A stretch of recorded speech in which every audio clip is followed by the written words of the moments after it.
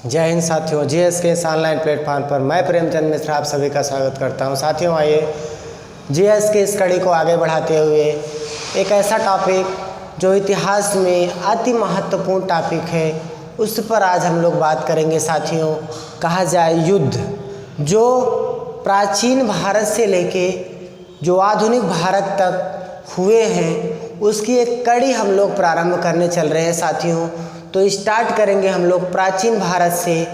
इसे हम 2 पार्ट या 3 पार्ट में करके पढ़ना है।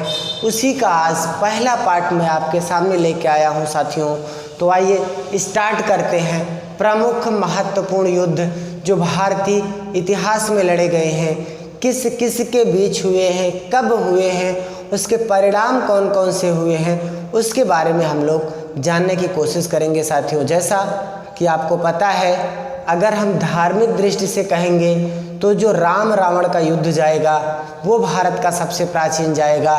दूसरे नंबर पर हमारा कह दिया जाए महाभारत का युद्ध जाएगा। लेकिन ये दोनों कहा जाए युद्ध हमारे इतिहास की दृष्टि से महत्वपूर्ण नहीं है, क्योंकि ये दोनों युद्ध हमारे धार्मिक युद्ध हैं। ये हमारे धर्म ग्रंथों से इनका संबंध है, ना कि हमारे ऐतिहासिक ग्रंथों से। तो साथियों, आइए हमें ना इतिहास से रिलेटेड जो युद्ध हैं जो हमारे ऐतिहासिक ग्रंथों में मिलते हैं उससे आज हम लोग उस पर चर्चा करेंगे। तो आइए स्टार्ट करते हैं। भारत के प्रमुख युद्ध जिसमें सबसे प्राचीन ज्ञात युद्ध जो हमें मालूम पड़ता है वो हमारा कहा जाए 10 राग युद्ध। तो साथियों, आइए स्टार्ट करते हैं। कहा जाए पहला जो ज्ञात युद्ध हमें मालूम पड़ेगा वो कह दिया जाए 10 राग युद्ध हमारा है, जो सबसे प्राचीन ज्ञात युद्ध कह दिया जाए कौन सा है, 10 राग युद्ध है। इसके बारे में जो जानकारी हमें मिलती है ऋग्वेद के 7वें मंडल से। ऋग्वेद के किस मंडल से साथियों? 7वें मंडल से हमें जानकारी मिलती है। ऐसा कहा जाता है सुदास नामक राजा इस युद्ध में विजयी रहा। तो 10 राग युद्ध हमारा, इसके बारे में जानकारी हमें कहाँ से मिलती है साथियों? तो ऋग्वेद के 7वें मंडल से मिलती है। और विजयी कौन रहा? सुदास नामक राजा विजयी रहा। दूसरे युद्ध की बात करते हैं साथियों, तो ये युद्ध हमारा झेलम नदी के तट पर होता है। किस नदी के तट पर? झेलम का युद्ध कहा जाता है, या कह सकते हैं विश्व तता का युद्ध कहा जाता है।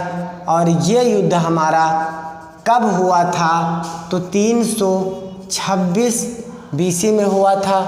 किस किस के बीच में हुआ था? सिकंदर और कह दिया जाए राजा पोरस के बीच में झेलम नदी के तट पर हुआ था। और सिकंदर कहा जाए विजयी हुआ था। पोरस इस युद्ध में पराजित हुआ था। और पराजित होने के बाद जब पोरस को सिकंदर के सम्मुख पकड़ के लाया गया और पूछा गया, सिकंदर ने पूछा कि बोल तेरे साथ क्या व्यवहार किया जाए, तो इसने कहा जैसा एक विजित राजा पराजित राजा के साथ करता है। और इसी जवाब से सिकंदर खुश होकर इसका सारा साम्राज्य वापस कर देता है और इसे अपना मित्र बना लेता है। साथियों, तो झेलम या विस्तता का युद्ध 326 में कह दिया जाए पोरस और सिकंदर के बीच होता है। और सिकंदर विजय रहता है, पोरस हार जाता है। लेकिन फिर भी पोरस की बहादुरी का कायल हो जाता है सिकंदर और उसे अपना मित्र बनाता है। साथियों, सिकंदर का गुरु कह दिया जाए जो है अरस्तु, इसका गुरु कह दिया जाए प्लेटो, इसका गुरु कह दिया जाए सुकरात। सिकंदर का स्वागत किसने किया था? राजा आम्भी ने। कहाँ किया था? तक्षशिला में किया था। किस दर्रे से सिकंदर आया था? खैबर दर्रे से सिकंदर भारत आया था। साथियों, इसके बाद हम लोग बात करते हैं, कह दिया जाए अगला युद्ध हमारा जो होगा वो 305 BC कह दिया जाए किस किस के बीच? इसी का सेनापति था सेल्यूकस और दूसरा था चंद्रगुप्त मौर्य। जिसमें जीतता कौन है? तो चंद्रगुप्त मौर्य जीतता है, सेल्यूकस पराजित हो जाता है। युद्ध की 4 शर्तें रखी जाती हैं, 3 शर्त ये फॉलो करता है और 1 शर्त ये फॉलो करता है, क्योंकि ये पराजित हुआ था और ये विजेता रहा था। 4 प्रांत देता है सेल्यूकस चंद्रगुप्त मौर्य को, अपनी पुत्री का विवाह करता है चंद्रगुप्त मौर्य से और मेगस्थनीज नामक एक राजदूत भेजता है किसके दरबार में? तो चंद्रगुप्त मौर्य के दरबार में। इसके बाद साथियों हम बात करते हैं 261 BC कहा जाए इतिहास का वो भयानक युद्ध जिसने अशोक के ना कहा जाए आत्म परिवर्तन कर दिया, उसका हृदय परिवर्तन कर दिया। और वो बंदा रक्त पिपासु अशोक जो अपने 99 भाइयों को मारकर राज सिंहासन पर बैठा था, इस युद्ध को लड़ने के बाद उसकी आत्मा उसे धिक्कारने लगी और वो कहा जाए युद्ध से संन्यास लेकर युद्ध विजय छोड़कर धम्म विजय की तरफ वो अग्रसर हो जाता है साथियों। तो 261 BC में कलिंग युद्ध लड़ा जाता है।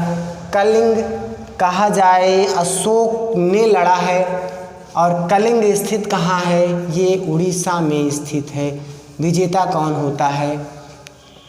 तो अशोक विजेता होता है और कलिंग को अपने प्रांत में मिला लेता है और जो इसकी राजधानी बनाई जाती है वो तोशली थी। इसकी राजधानी क्या थी? तोशली थी कलिंग की राजधानी। साथियों इसके बाद हम लोग अगले युद्ध की बात करते हैं जो 712 AD। इस पर साथियों ध्यान देना, एक ऐसा युद्ध कहा जाए, एक ऐसा आक्रमण जो पहला सफल आक्रमण कहा जाए सिंध पर अरबों द्वारा किया गया था। कब हुआ था? तो 712 AD में और किसके नेतृत्व में? तो मोहम्मद बिन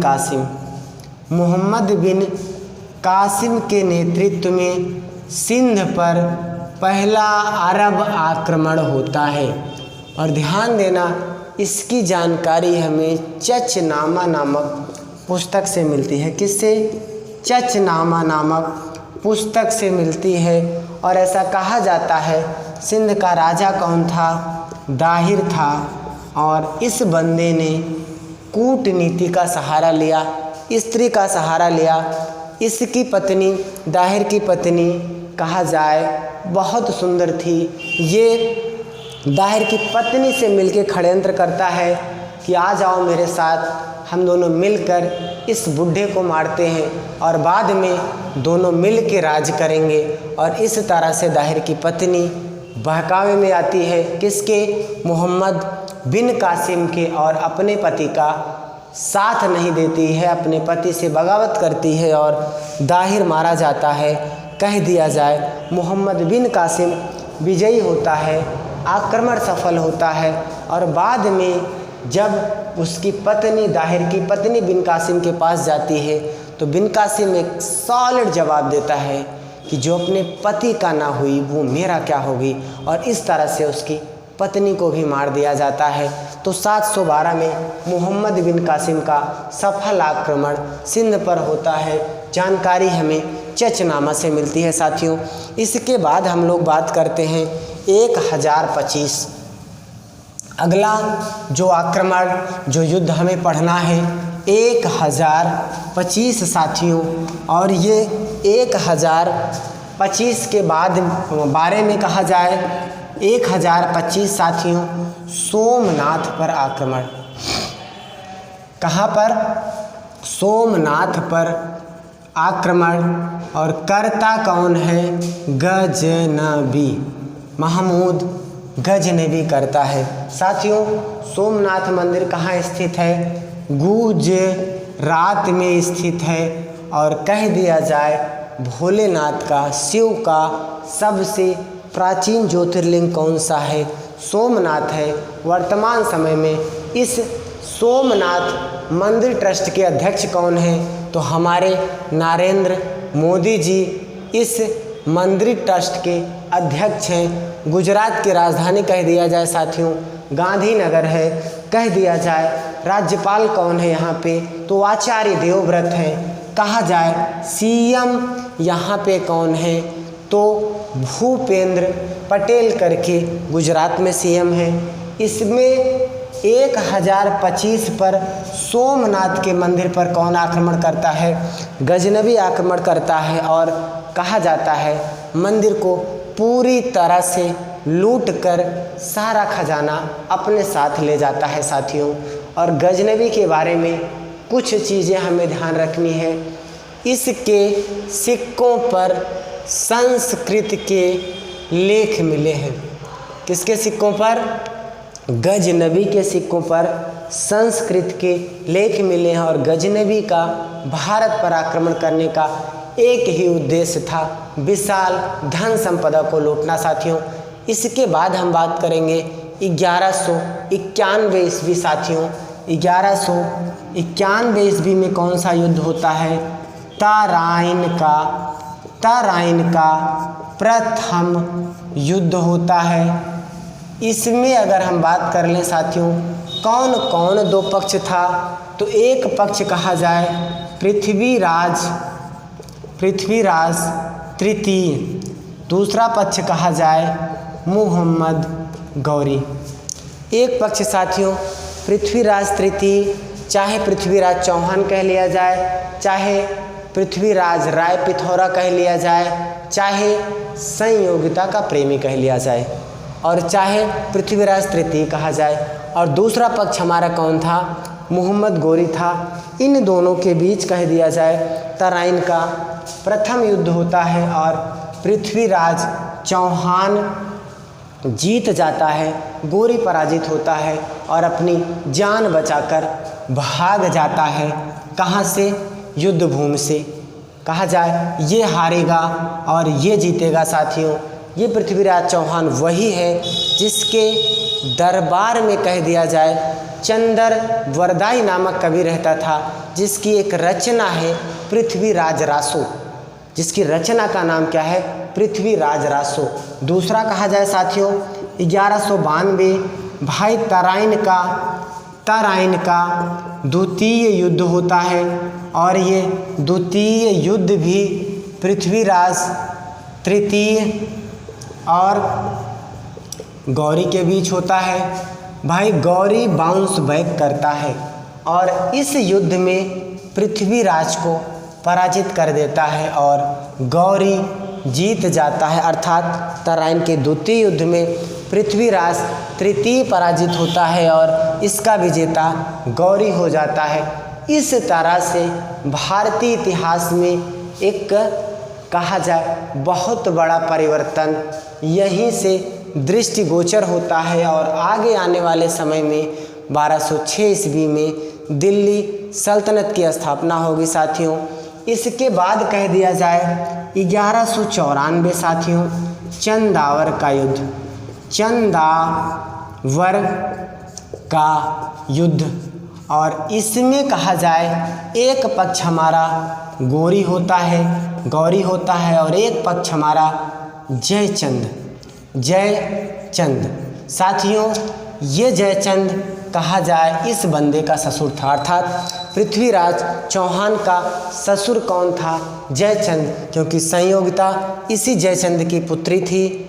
ये युद्ध चंदावर का युद्ध जयचंद और गौरी के बीच होता है, जिसमें गौरी जीत जाता है और जयचंद पराजित होता है। साथियों अगला युद्ध, जो अगला संकट हमें ध्यान रखना है, 1221 ईस्वी में चंगेज खां के आक्रमण का खतरा। चंगेज खां के आक्रमण का भय। कहा जाए इल्तुतमिश उस समय दिल्ली सल्तनत का राजा रहता है। इल्तुतमिश उस समय दिल्ली सल्तनत का राजा था। मांग बरनी का पीछा करते हुए ख्वारिज्म का जो शाह था मांग बरनी, उसका पीछा करते हुए चंगेज खां भारत की सीमा तक चलाया था और मांग बरनी ने इल्तुतमिश से सहायता मांगी, लेकिन इल्तुतमिश ने परिस्थिति को भांपा, उस समझा और सोचा कि अगर मैं मांग बरनी की सहायता करूंगा तो भाई चंगेज खां से हमें युद्ध लड़ना पड़ेगा। इससे अच्छा है कि मांग बरनी की सहायता ना की जाए और मांग बरनी कहा जाए भारत से वापस चला जाता है और इस तरह से चंगेज खां भी भारत की सीमा से वापस चला जाता है। साथियों, अगला युद्ध कह दिया जाए 1398। अगला युद्ध हमारा कौन सा हमें देखना है?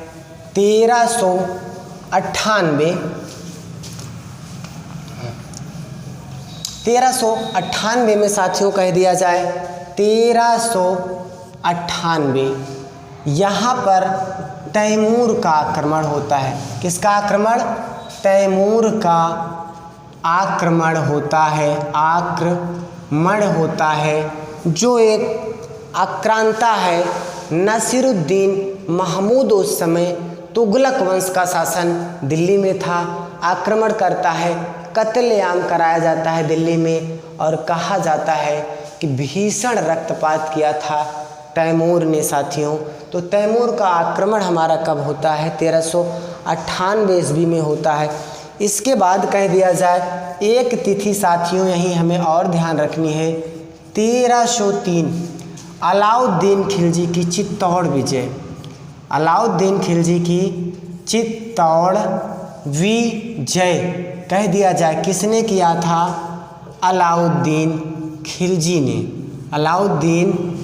ने। साथियों, कहा जाता है कि चित्तौड़ का राजा रतन सिंह था, उसकी पत्नी का नाम कहा जाए रानी पद्मिनी, रानी पद्मावती, ऐसा करके मिलता है। अति सुंदर थी, जिसकी सुंदरता के बारे में अलाउद्दीन खिलजी ने सुना था और उसी के लिए चित्तौड़ पर आक्रमण किया था और चित्तौड़ पर रतन सिंह पराजित हुए, मारे गए और रानी ने कहा जाए जौहर व्रत कर लिया। साथियों, जौहर व्रत होता क्या है? कह दिया जाए कि जो वेदिका पति के जाते समय जिस वेदिका से पूजा पाठ करके पति का तिलक करके युद्ध भूमि में भेजा जाता है और पति अगर सही सलामत युद्ध भूमि से वापस नहीं आता है तो उसी यज्ञ की वेदी में अपने आप को आहुति दे देना कह दिया जाए जौहर प्रथा कहलाता है। अगला युद्ध साथियों हम बात करते हैं 1526 साथियों, 1527 साथियों, 1528 साथियों, 1529। 26 की अगर हम बात करते हैं साथियों तो पानीपत का प्रथम युद्ध होता है। कौन सा? पानीपत का प्रथम युद्ध होता है। बाबर हमारा एक पक्ष है, दूसरा कह दिया जाए इब्राहिम लोदी है। बाबर विजयी होता है, इब्राहिम लोदी पराजित होता है। इस तरह से लोदी वंश का खात्मा करके एक नवीन मुगल वंश की स्थापना भारत में कर दी जाती है। अर्थात दिल्ली सल्तनत का आखिरी शासक कौन था? इब्राहिम लोदी, जिसे मारकर बाबर ने मुगल वंश की स्थापना की। साथियों, 1527 कह दिया जाए खानवा का युद्ध होता है और खानवा का युद्ध हमारा कह दिया जाए एक तरफ बाबर है और दूसरी तरफ कौन है? तो राणा सांगा है साथियों। और इसमें कह दिया जाए सांगा पराजित होता है, बाबर जीत जाता है। जिहाद का नारा देता है बाबर इसी युद्ध में। तुलगमा पद्धति कह दिया जाए भारत में किसने प्रयोग किया? बाबर ने। तोपों का सफल प्रयोग किसने किया? बाबर ने ही किया है। गाजी की उपाधि किसने धारण की थी? बाबर ने ही धारण की थी। कहा जाए कलंदर किसे कहा जाता है? बाबर को ही कहा जाता है। तुजुक ए बाबरी किसकी रचना है? बाबर की है। किस भाषा में लिखी गई है साथियों? तुर्की भाषा में लिखी गई है। अगला युद्ध कह दिया जाए 1528 में साथियों, तो हमारा चंदेरी का युद्ध होता है। चंदेरी का युद्ध कह दिया जाए, ये युद्ध हमारा एक पक्ष हमारा बाबर था, दूसरा पक्ष कह दिया जाए साथियों मेदिनी राय था। इसमें भी बाबर जीत जाता है, मेदिनी राय पराजित हो जाता है। अगला युद्ध बाबर का या आखिरी युद्ध जो बाबर ने लड़ा था वो घाघरा का युद्ध है। इसमें कहा जाए एक पक्ष बाबर था और एक पक्ष में अफ़गानों की संयुक्त सेना थी। बाबर जीत जाएगा, अफ़गानों की संयुक्त सेना पराजित हो जाती है।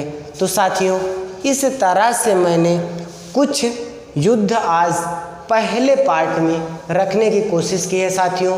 इसका अगला पार्ट में कल आप सबके सामने लेके आऊँगा। वीडियो साथियों कैसा लगा उसके बारे में हमें कमेंट बॉक्स में ज़रूर बताएं। चैनल को ज़्यादा से ज़्यादा लाइक करें, सब्सक्राइब करें और शेयर करें। मैं वादा करता हूँ इसी तरह से महत्वपूर्ण टॉपिक्स जो आपके एग्ज़ाम आप व्यू से अति महत्वपूर्ण होगा उस पर ही हम लोग चर्चा करेंगे। इसके अलावा फालतू चीज़ों से हमें कुछ भी मतलब नहीं है साथियों। तो आज का वीडियो हम लोग इसी पर क्लोज करते हैं साथियों। चैनल को ज़्यादा से ज़्यादा लाइक करिए, शेयर करिए, सब्सक्राइब करिए और एक कमेंट बॉक्स में हमें कमेंट करके बताइए कि आज का वीडियो आपको कैसा लगा। तो इसी के साथ हम लोग आज का वीडियो यहीं पर ख़त्म करते हैं साथियों। कल मिलेंगे एक नए वीडियो में एक नए जोश के साथ, एक नए उत्साह के साथ साथियों। जय हिंद।